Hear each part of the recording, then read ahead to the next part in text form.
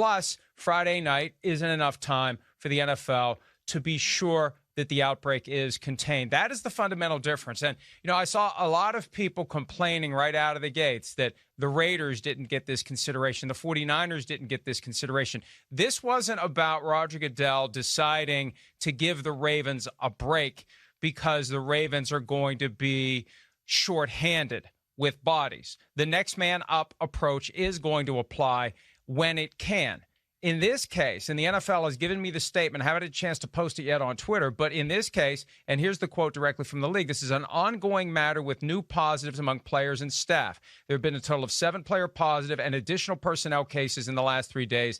Delaying several days gives us more testing time and provides greater comfort and certainty than playing tomorrow when there could be additional issues that could affect both the Ravens and the Steelers and the rest of their season. So, there's been some cynicism about the NFL saying we're making player health and safety the paramount concern. This is the prime example of the fact that they are, because the Thursday night game, Thanksgiving night game, one of the marquee games of the year, sacrificed because of this.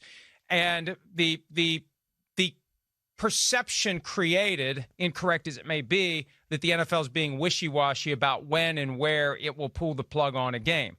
Again, this isn't about helping the Ravens. This is about ensuring that the outbreak is contained. And I'm told they won't know until Friday if it's contained. And if it's not contained as of Friday, this 1:15 p.m. Eastern game on Sunday is not set in stone. That game may end up being the first one to be kicked to what would be an 18th week, Charean, of the 2020 regular season. Because as you said, next Thursday night, Cowboys at Ravens, unless you're going to move that game too, you can't expect the Ravens to play Monday or Tuesday. So it's going to be Sunday at 1:15 p.m. Eastern or Ravens-Steelers, the first game for Week 18, meaning that maybe the Ravens end up being the team that has the last best chance of keeping the Steelers from going 16-0. Yeah, and I understand why the Steelers are upset, Mike. Twice now, they've had the first time they had their bye week moved, and now they're having this game moved, and they're on a roll and feel like they're playing well, and they were looking forward to having that mini bye that they were going to get, and now they're not going to have that mini bye. So I get it. And the Steelers have done a great job of keeping COVID, for the most part, out of their facility. They haven't had the COVID problems that other teams have had. They haven't had the injury problems, frankly, that other teams have had. They've been relatively healthy. They've been relatively COVID-free. And now they get, another setback here with the schedule makers. But that's the way it goes. And we knew this season wasn't going to be normal. And it's not normal. And you have to play the hand that's dealt you. And this is the hand they're dealt. Deal with it. Go win a game on Sunday and keep your winning streak going. That'd be 11 in a row. Yeah, and I agree with what you said at the end. I think it's a bad look, frankly. And I've been on the Steelers bandwagon all year, and it's great to see them 10-0 for the first time in their history. I'd like to think that if Mike Tomlin had realized what was about to transpire, he would have told his guys, don't go complaining on social media about this. Our attitude is we'll play whenever, wherever, however. You want us to show up at the parking lot of the Walmart on Black Friday? We'll do it then. We'll play whenever you want us to play.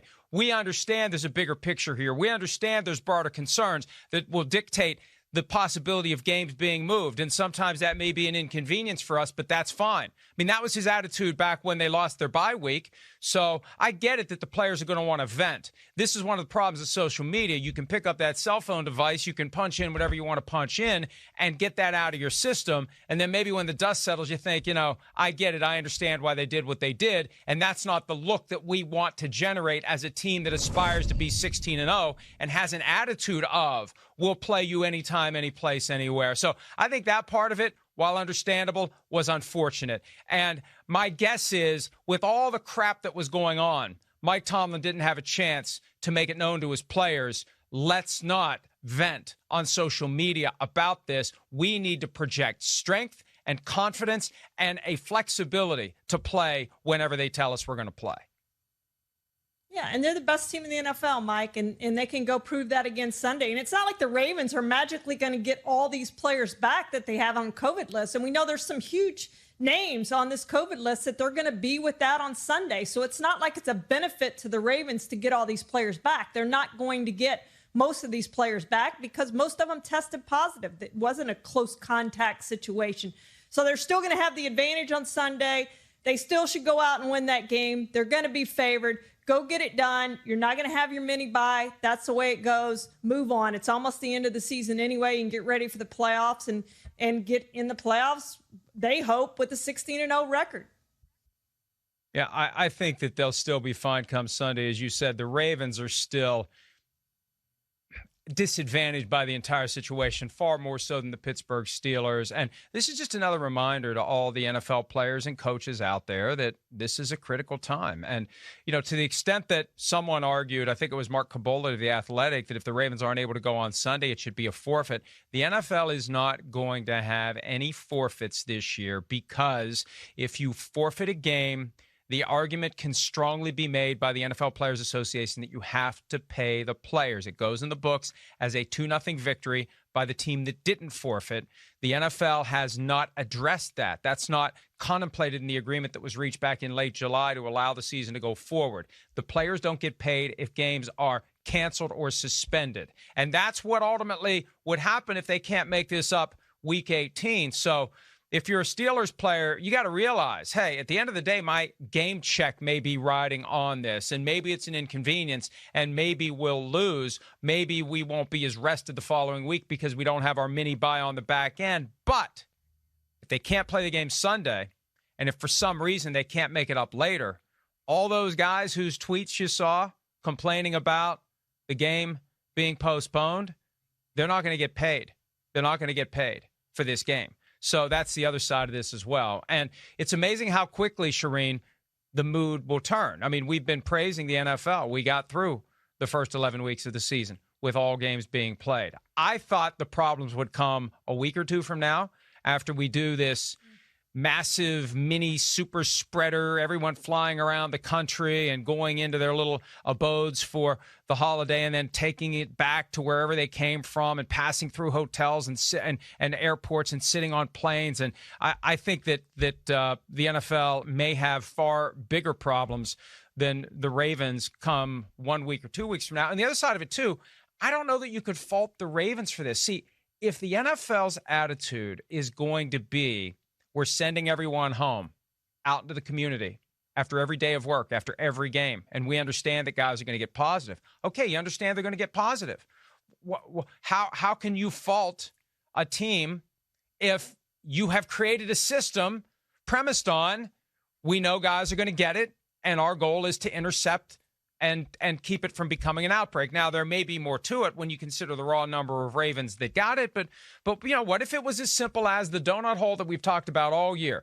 Test samples collected on Sunday morning of Mark Ingram and J.K. Dobbins. You don't find out until Monday morning that they have it, all day long around their teammates, in the locker room, on the sideline, and it just so happened that it's spread to a bunch of other guys, and it's popping up as the week unfolds. So I just think it's a dangerous precedent to set at a time when the NFL seems to be more concerned than anything else about just getting the games in and not pointing fingers at teams who clearly want to get the games in. But as long as people are going home every night, you're going to have inevitable positives. And the way that the system is set up, you're going to have inevitable spread within a team. Well, and Mike, that's when we saw the memo come out this week, too. You know, more masks on the sidelines and all of those sorts of things that they're going to have now, getting more people out of the building who are in the building, who are unnecessary to have in the building. They're doing every step they can take to minimize this. But look, COVID's going to win. Guys are going to come down with COVID. It's all about risk mitigation, and that's what they've said all along. So they're doing the best they can there. If they didn't penalize the Titans way back when, they're not going to penalize any team for this. Well, they did, but right? They did. They got it for $350,000. Okay, well, they hit it. Yeah. They did finally penalize them. Yes, they did.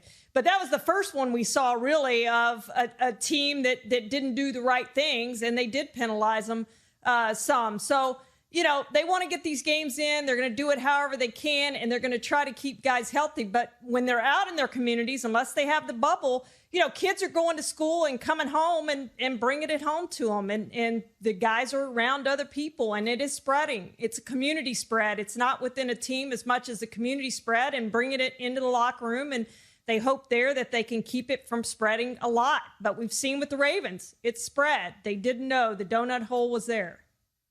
And Charean, what still bothers me the most about this, that game of poker that the NFL and the NFLPA are still playing about the localized home market bubbles. The NFL doesn't want to ask for it because they'd have to make a concession to the union. It's a significant ask to tell guys to leave their homes and leave their families for the rest of the season. The union doesn't want to offer it, even though they recognize that individual game checks hang in the balance if games have to be canceled. The union has believed all year long that the NFL will move heaven and earth to get those games in. So they continue to have this awkward and bizarre stare down. And it's going to take, I think, a significant development to get the union and the league to finally say, let's just put everybody into a hotel. It's the only way that we're going to keep this from getting worse instead of better.